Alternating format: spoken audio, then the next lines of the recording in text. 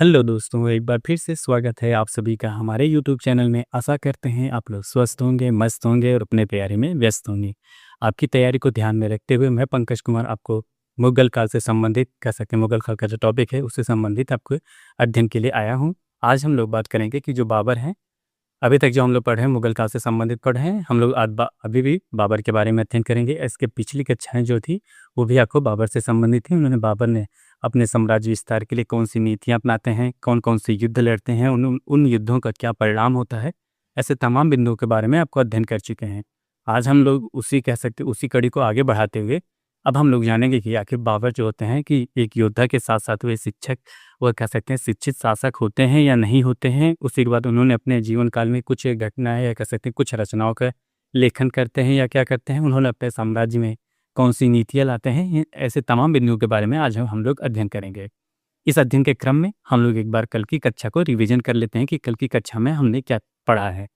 कल की कक्षा को रिवीजन करने से आपको एक ये फ़ायदा होता है कि जैसे जब हम कोई कक्षा स्टार्ट करते हैं या प्रारंभ करते हैं तो उसमें कुछ समय के लिए हमारा जो माइंड होता है वह एक जगह कंसंट्रेट नहीं हो पाता है। इसी वजह से हम लोग कल की कक्षा को रिवीजन करते हैं। रिवीजन करने से एक बार आपको जो कल की कक्षा रहती है वो याद भी हो जाती है। उसी के साथ साथ आप यहाँ पे उपस्थित भी हो जाते हैं या कह सकते हैं आपकी कंसिस्टेंसी बनी रहती है। चलिए, हम लोग कल की कक्षा में क्या बात किए थे? कल की कक्षा में हम लोग पढ़े थे कि जो बाबर होते हैं, बाबर ने उन्होंने अपने साम्राज्य विस्तार में कह सकते हैं जो बाबर होते हैं अन्य शासकों से कैसे भिन्न होते हैं। क्या को कह सकते हैं क्या गुण होते हैं कि जो अन्य शासकों से भिन्न होते हैं। उनका भिन्न होने का एक ही गुण होता है, कह सकते हैं जितने भी कह सकते हैं जो मुगल साम्राज्य होता है, मुगल साम्राज्य के जितने भी कह सकते हैं उनके अंग होते हैं या कह सकते हैं साम्राज्य होते हैं, सभी राज्यों में अलग-अलग तरह से कानून व्यवस्था होती थी। अलग तरह की कानून व्यवस्था होने का क्या मतलब होता है? अलग तरह से कानून व्यवस्था का मतलब ये होता है कि उन्होंने जैसे कोई साम्राज्य होता है, कह सकते हैं कोई राज्य में कोई विधि अलग तरीके से कार्य करेगी, दूसरे राज्य में अलग तरीके से कार्य करेगी। उनका एक ही मोटो था कि जैसे मुगल काल, उस समय भारत की बात की जाए तो मुगल काल भारत में उसमें उत्पन्न हो रहा था या पैदा हुआ था। पैदा होने पे उस कह सकते हैं जैसे जब मुगल काल होगा उसको पैदा जब हुआ है या कह सकते हैं उत्पन्न हुआ है, तो उसको काफ़ी सँजोया जाएगा। सँजोए रखने के लिए उसके चारों तरफ आप कह सकते हैं एक घेरा या वायुमंडल बनाएँगे। वही हाल करते हैं जो बाबर होते हैं भारत में मुगल काल का। इस वजह से करते हैं जैसे कह सकते हैं किसी साम्राज्य में अगर एक ही तरह के सभी साम्राज्य में कोई भी विधि या कानून लागू रहेगा तो उसमें जैसे जो भ्रष्टाचार के नियम अगर एक जगह भ्रष्टाचार में लिप्त पाया गया इस विभाग में, तो देखा जाए तो सारे साम्राज्य में उसी तरह के भ्रष्टाचार में वो लिप्त पाए जाएँगे। और इसी के साथ-साथ जो दूसरे साम्राज्य के कह सकते हैं जो उनके विरोधी शासक होंगे, वो उन राज्यों पे आक्रमण करने के लिए या कह सकते हैं उन राज्यों पे आक्रमण कर सकते हैं और उन जो दिल्ली है कह सकते हैं मुगल काल है, उन पे पूरा आधिपत्य जमा सकते हैं। इसी वजह से बाबर चाहते थे कि सभी राज्यों में अलग-अलग तरीके से कानून व्यवस्था प्रारंभ किया जाए। ये इनका मुख्य मोटो होता है, कह सकते हैं उनका मुख्य उद्देश्य होता है कि जो उन्होंने हर साम्राज्य में अलग-अलग तरीके की व्यवस्था अपनाते हैं। आपको ये बताया गया था, उसी के साथ-साथ बताया गया था जो बाबर होते हैं, बाबर के जो जितने पुत्र होते हैं उनका कौन-कौन से क्षेत्र का सूबेदार है, कैसे कौन-कौन से क्षेत्र का उनको शासक बनाया जाता है या उनका सूबेदार नियुक्त किया जाता है, ऐसे तमाम चीज़ें बताई गई। इसी के साथ-साथ आपको ये भी बताया गया था जो बाबर का कह सकते हैं भौगोलिक क्षेत्र होता है, ये कह सकते हैं बाबर का जिस पे आधिपत्य होता है, कहाँ से कहाँ तक होता है, आपको बताया गया था। उनको जो बदखासा था, क्या बदखासा से लेके बिहार का जो क्षेत्र होता है, यहाँ तक बाबर का ये क्षेत्र होता है। इसी के साथ-साथ आपको ये भी बताया गया था जो वर्तमान समय में राजस्थान का क्षेत्र है, वो उस समय बाबर के अधीन नहीं था। वह किसके अधीन था? उस बात की जाए तो वह राजपूतों के अधीन था। ये आपको कल की कक्षा में बताया गया था या कल की क्लास में बताया गया था। अब हम लोग आज की क्लास में बात करेंगे कि जो बाबर होते हैं, क्या बाबर शिक्षित होते हैं या नहीं शिक्षित होते हैं? इन सब के बारे में बात करेंगे। अगर बाबर की शिक्षा की बात की जाए तो वे तुर्की और फारसी के विद्वान होते थे। अगर बाबर के शिक्षित होने की बात की जाए तो बाबर काफ़ी शिक्षित है, कह सकते हैं शिक्षित के साथ-साथ वह विद्वान भी शासक होते हैं। इसी के साथ-साथ वह अपने शासनकाल में जो विद्वान वर्ग के लोग होते हैं उनको संरक्षण दे दिया जाता था। ये संरक्षण देते थे, क्या होता था? जो बाबर होते हैं कौन-कौन भाषाओं का ज्ञान था एक बार उनके बारे में जानते हैं। बाबर के भान बाबर जो बाबर होते हैं उनको तुर्की जो होती है, तुर्की भाषा का ज्ञान होता है, अरबी भाषा का ज्ञान होता है। क्या होता है? तुर्की, अरबी और फारसी भाषा का ज्ञान होता है। फारसी भाषा का ज्ञान होता है। कौन सी भाषा? याद रखिएगा, तुर्की जो भाषा होगी ये फारसी हो गई और अरबी हो गई। अरबी और फारसी भाषाओं का ये ज्ञान होता था। विद्वान कह सकते हैं, जो आपको बताया गया, तो जो बाबर होते हैं वे काफ़ी विद्वान हो सकते हैं, शिक्षित एवं विद्वान शासक होते हैं। कैसे होते हैं? शिक्षित और विद्वान शासक भी होते हैं। यहाँ लिखिए शिक्षित व विद्वान शासक, शिक्षित व विद्वान शासक क्या होते हैं? शिक्षित व विद्वान शासक होते हैं। इसी के साथ साथ आपको बताया गया था, जो भारत में मुगल काल की स्थापना करते हैं, स्थापना करने के साथ साथ उन्होंने अपने जीवन की अपनी आत्मकथा लिखते हैं। क्या लिखते हैं? उन्होंने अपनी आत्मकथा लिखते हैं। कौन सी? यहाँ पे लिखिए आत्मकथा। उनकी आत्मकथा क्या नाम था? यहाँ लिखिए आत्मकथा। आत्मकथा का मतलब क्या होता है? आत्मकथा का मतलब होता है कि जो उन्होंने उनके जीवन के शुरू से लेके अंत तक, या कह सकते हैं उनके जीवन के दौरान जो भी घटनाएं घटित होती हैं, उनको उनमें जब अगर एक आप प्रस्तुतिकरण करेंगे तो वो आत्मकथा के होगा, कह सकते हैं आत्मकथा के अंतर्गत वो आएगा। अपने जीवन की पूरी संपूर्ण घटनाओं का एक ही जगह विवरण देना ही आपकी आत्मकथा कहलाती है। उस आत्मकथा का क्या नाम होता है? वो लिखते हैं तुझ के बाबरी। कौन सी कथा है? तुझ के बाबरी। तुझ के बाबरी होती है। इसका अन्य नाम भी होता है वाह। अन्य क्या नाम है? तुझ के बाबरी के अलावा एक अन्य नाम से जाना जाता है वो। इसको कहीं कहीं तुझ के बाबरी या कहीं कहीं तुजुक बाबरी लिखा जाता है। क्या? तुजुक ए बाबरी। क्या होता है? तुजुक ए बाबरी। और इसी को कहा जाता है वाह। और इसी को अन्य नाम से जाना जाता है बाबरनामा के। किस नाम से? बाबरनामा। बाबरनामा कौन सा होता है? बाबरनामा। अब बात की जाती है इनकी आत्मकथा है, तो इनकी आत्मकथा किस नाम से जाने? कुछ लोग कह सकते हैं, कहीं कहीं पे आपको लिखा में लिखा है तुझ के बाबरी। कौन सी? तुझ के बाबरी भी लिखा मिलता है, और कहीं पे तुझ के बाबरी लिखा रहता है, और बाबरनामा के नाम से भी जाना जाता है। आखिर ये जब इनकी आत्मकथा होती है, तो इनकी आत्मकथा किसने लिखती है? ये स्वयं लिखते हैं या कोई अन्य लिखता है? तो इनकी बात की जाती है, इसका यह कृत होती है बाबर ने स्वयं लिखते हैं। बाबर अपनी आत्मकथा स्वयं लिखते हैं। स्वयं लिखते हैं। जो बाबर होते हैं, जो उन्होंने अपनी आत्मकथा, जो तुझ के बाबरी होती है, तुझे की बाबरी होता है या बाबरनामा होता है, और इस कह सकते हैं जो आत्मकथा की रचना बाबर स्वयं करते हैं।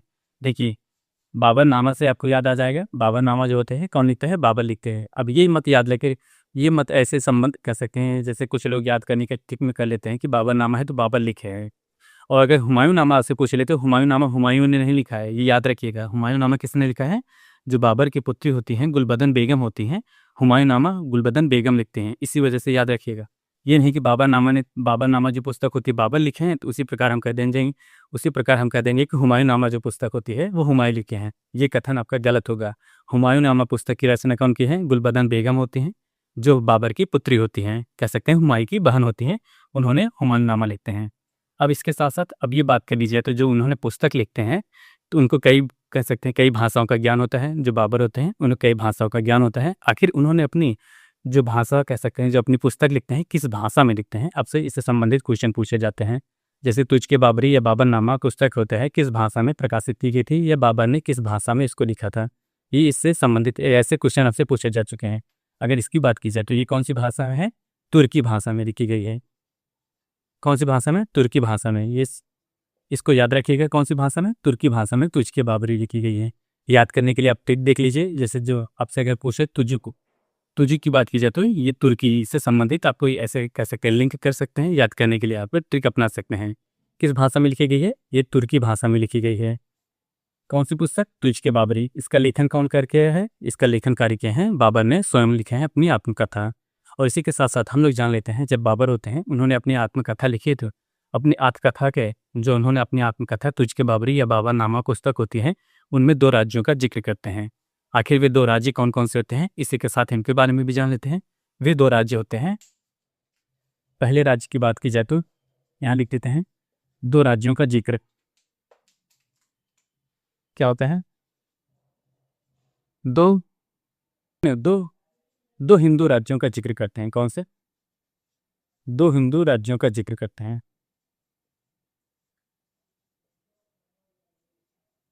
क्या कहते हैं? उन्होंने अपनी 2 जो पुस्तक होती है तुझ के बाबरी को की है, उनमें 2 हिंदू कह सकते हैं, जो 2 हिंदू राजा हो, ये कह सकते हैं 2 हिंदू राज्यों का ज़िक्र करते हैं। वे 2 हिंदू राज्य कौन-कौन से होते हैं? देखिए, एक तो दक्षिण भारत का राज्य होता है, जिसे कहते हैं आप दक्षिण भारत का राज्य होता है, क्या कहा जाता है? दक्षिण भारत का राज्य, इस समय देखा जो शक्तिशाली दक्षिण भारत के राज्य होते हैं विजयनगर होते हैं। एक तो विजयनगर की बात की गई है, और दूसरा जो होता है उत्तर भारत का राज्य जो मेवाड़ होता है, कह सकते हैं राजस्थान का क्षेत्र होता है, जो राजपूतों के अधीन होता है। उन दो राज्य, यही दो राज्य होते हैं, उन्होंने अपनी पुस्तक जो थे तुझके बाबरी में उल्लेख किया गया है। कौन सा? विजयनगर, विजयनगर, और दूसरा कौन सा है? मेवाड़ है, मेवाड़। ये दो राज्यों का उन्होंने बाबर ने अपनी पुस्तक में जिक्र किया है। कौन से? विजयनगर और मेवाड़ ऐसे दो राज्य होते हैं जिन्होंने तुझके बाबरी नामक पुस्तक में हिंदू राज्यों का जो ये दो राज्य होते हैं उनका जिक्र किया गया है। विजयनगर की बात की जाए तो ये दक्षिण भारत का राज्य होता है, और मेवाड़ की बात की जाए तो ये उत्तर भारत के राज्य होते हैं। ये दो राज्यों का जिक्र किया जाता है। इसी के साथ साथ आपको बताया गया था कि जो ये दो राज्य होते हैं, जो हिंदू राजा होते हैं, उस समय शक्तिशाली शासक होते हैं वहाँ के, इसी वजह से इन दोनों राज्यों का उन्होंने जिक्र किया। बाकी जो देखा जाए अन्य राज्य होते हैं, वे आपसी संघर्षों में कह सकते हैं, या कह सकते हैं बहुत ही कमजोर शासक होते हैं। इसी वजह से इन दोनों राज्यों के अलावा किसी अन्य राज्यों का उन्होंने अपनी आत्मकथा में उल्लेख नहीं किया है। इसी के साथ साथ हम लोग अगला बिंदु देखते हैं। इसके साथ साथ देखिए अगला बिंदु जो होता है, जो कह सकते हैं जो काफ़ी प्रतिष्ठित है, या विश्व में जो अन्य आत्मकथाएं जो पुस्तक होती हैं, जो पुस्तक होती हैं विश्व में देखा जाए तो भारतीय के साथ साथ नहीं, जो पूरे विश्व में देखा जाए तो जो प्रतिष्ठित आत्मकथा नामक पुस्तक होती है, जितने भी अभी तक कह सकते हैं जो महान हस्ती होते हैं, कह सकते हैं जो महान पुरुष होते हैं, उन्होंने अपनी आत्मकथा लिखी है। उन सभी आत्मकथाओं में देखा जाए तो जो बाबरनामा होती हैं, उन सभी में से अब इनका भी स्थान होता है। कह सकते हैं विश्व के सभी प्रसिद्ध आत्मकथा से संबंधित जितने भी पुस्तक होते हैं, उन प्रतिष्ठित पुस्तकों में बाबरनामा भी एक प्रतिष्ठित पुस्तक होती है। ये इनकी अगला बिंदु होता है, प्रतिष्ठित पुस्तकों में इनका नाम। अगला पॉइंट देखिएगा, विश्व के, अगला हेडिंग लिखिएगा, अगले बिंदु के विश्व के प्रतिष्ठित आत्मकथा पुस्तकों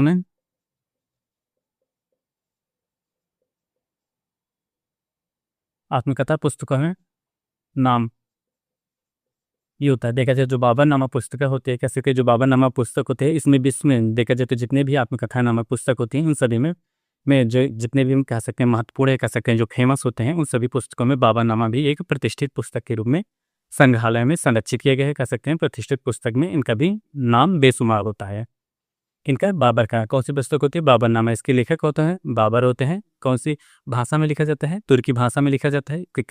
अन्य नामों से जाना जाता है, तुझके बाबरी, या कह सकते हैं तुझको ये बाबरी होता है, या बाबरनामा कहा जाता है। इन्होंने अपने कह सकते हैं अपने शासनकाल में या मुगल काल के जो उन्होंने पुस्तक लिखते हैं, उसमें दो साम्राज्य का उल्लेख करते हैं।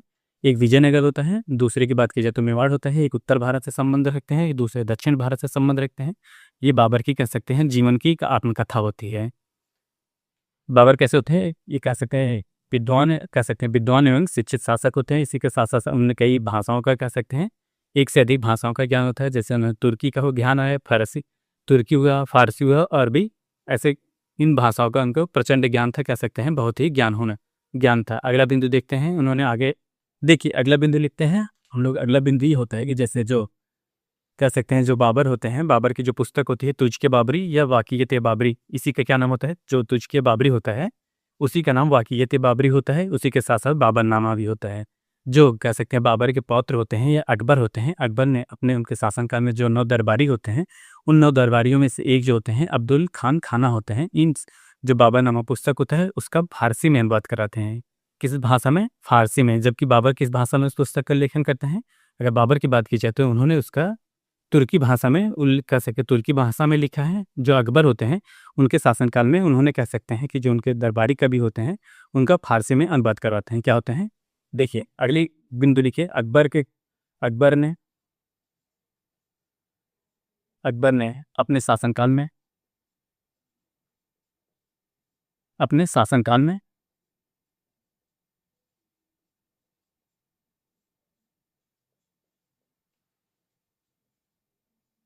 तुझके बाबरी या वाक़ियत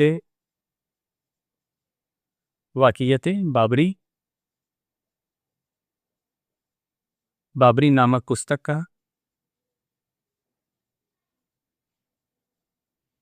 का फारसी में फारसी में अनुवाद करवाते हैं, अनुवाद कराते हैं। आखिर जब अकबर होते हैं उन्होंने फारसी में अनुवाद कराया तो उस अनुवाद को कौन करता है इसके बारे में जानते हैं? वह अनुवाद करते हैं उनके दरबारी कवि कौन होते हैं? अब्दुल खान खाना ने अनुवाद करते हैं। किस नाम से होता है? बाबर नामा से। जब कह सकते हैं जो अकबर होते हैं, अकबर ने इसका फारसी में अनुवाद करवाते हैं, तो फारसी में अनुवाद करने के पश्चात इसका किस नाम से जाना जाता है? तब इसको जाना जाता है बाबर नामा से। इसके पहले किस नाम से जाना जाता था? तुझके बाबरी या वाक़ियत बाबरी नाम से जाना जाता है। वाक़ियत बाबरी या तुझके बाबरी पूछा जाए तो उस समय पूछा ये वो हो गया तुर्की भाषा से संबंध कह सकते हैं, तुर्की भाषा में लिखा गया है। अगर बाबर नामा आपसे क्यों पूछा जाए तो वो होता है फारसी भाषा में। इसका अनुवाद कौन किया था? या कह सकते हैं फारसी भाषा में इसका अनुवाद कौन करवाता है? अकबर करवाते हैं। और अगर आपसे उनका जो लेखक होते हैं, कह सकते हैं जो उनके दरबारी होते हैं, अगर उनका नाम पूछे तो कौन होते हैं? अब्दुल खाना होते हैं। इन्होंने इसका फारसी में अनुवाद करते हैं। अगला बिंदु देखते हैं, आखिर जो बाबर होते हैं, बाबर ने अन्य क्षेत्रों में कौन सा योगदान देते हैं? कह सकते हैं उन्होंने अन्य कला या कह सकते हैं उनकी अन्य रचनाएं कौन कौन सी होती हैं, इनके बारे में भी देख लेते हैं। अगला जो बिंदु होता है, देखिए जो बाबर कह सकते हैं ये शिक्षित के साथ साथ विद्वान शासक होते हैं। तो विद्वान जब शासक होंगे या कह सकते हैं कोई भी पढ़ा लिखा शासक होगा तो अपने जीवन काल में कह सकते हैं अपने साम्राज्य के समय कह सकते हैं अपने जीवन काल का समय में कई लेखन कार्य करते हैं। उसी में से एक बाबर भी होते हैं, उन्होंने अपने जीवन काल में कई लेखन कार्य करते हैं। जैसे जो इनकी पद्य की जो रचनाएं इन्होंने अपने जीवन काल में जितने भी पद्य की रचनाएं करते हैं उन सभी को उन रचनाओं को एक पुस्तक के रूप में संकलित किया गया। तो उसको क्या कहा जाता था? दीवान कहा जाता था। क्या कहा जाता था? दीवान। आप यहाँ लिखिए बाबर द्वारा अगले हेडी लिए अगला कह सकते बिंदु के बाबर द्वारा सभी पद्य रचनाओं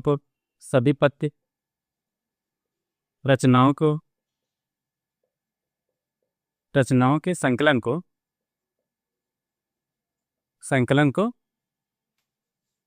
क्या कहा जाता था? दीवान कहा जाता था। कहा जाता था। देखा जाए तो बाबर ने अपने शासनकाल में जितने भी कह सकते हैं अपने जीवन काल में पूरे जीवन काल में जितने भी उन्होंने पद्य में रचनाएं करते हैं सभी रचनाओं को एक जगह संकलित किया जाता है। संकलित करने के पश्चात उसको एक पुस्तक के रूप में कहा जाता है। वह पुस्तक के रूप में क्या होता है? वह दीवान कहा जाता था। उसको क्या कहा जाता था? दीवान कहा जाता था। इसको याद रखिएगा, दीवान इसे कहा जाता था। अगर आपसे बाबर के शासनकाल में दीवान से संबंध पूछा जाए तो वो क्या होगा?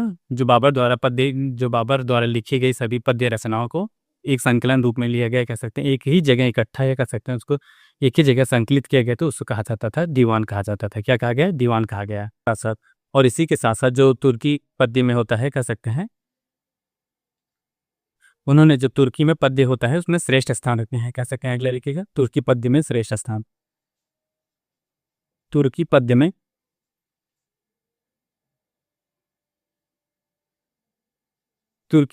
श्रेष्ठ स्थान रखते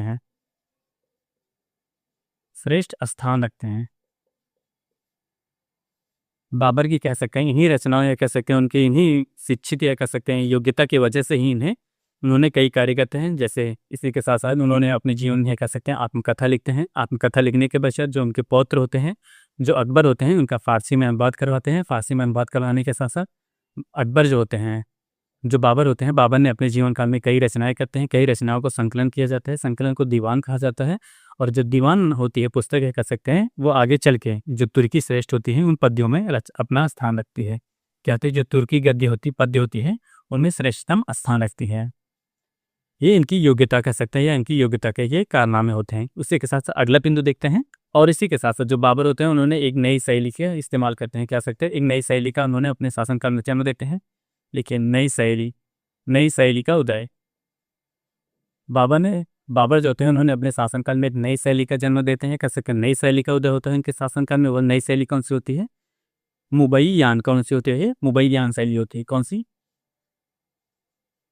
मुबैयान शैली।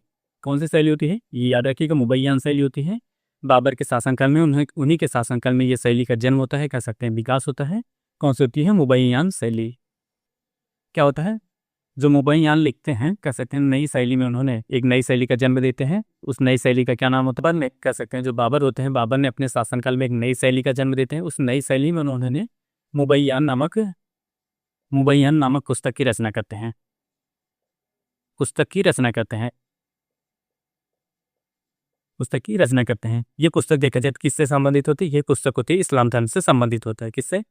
मुस्लिम कानून की पुस्तक होती है। कह सकते हैं मुस्लिम धर्म से संबंधित, यह मुस्लिम धर्म से संबंधित कह सकते हैं मुस्लिम कानून की पुस्तक होती है। क्या होती है? मुस्लिम कानून की पुस्तक होती है।